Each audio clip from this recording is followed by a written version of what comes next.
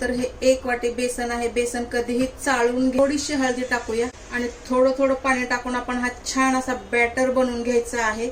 Batter असं असलं पाहिजे की जे अशी एकदम धार लागली पाहिजे, बस एवढाच. सोडा यामध्ये मिक्स करून घ्यायचा. 1 चम्मच बॅटर आपण टाकणार आहोत. फूड कलर आहे. तर हे साईडला ठेवून ज्या वाटीने आपण बेसन घेतलं आहे त्याच वाटीने आपल्याला साखर घ्यायची आहे. साखर जेवढी डीप होईल तेवढंच आपल्याला पाणी घ्यायचं आहे.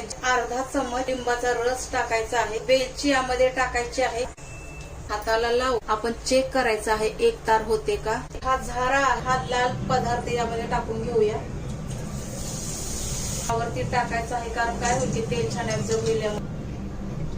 छान गोल गोल बुंदी आपली झालेली आहे. चला आपण आता काजू बदाम मनुके यामध्ये टाकून मोठ्या भांड्यात काढून ठेवूया. 1 तासाच्या नंतर भेटूया आपण. हे लाडू सर्व एकाच आकाराचे बनवून घ्यायचे आहेत. आवडला असेल तर लाईक करा, शेअर करा, सबस्क्राईब करा. नेहूज फूड मराठी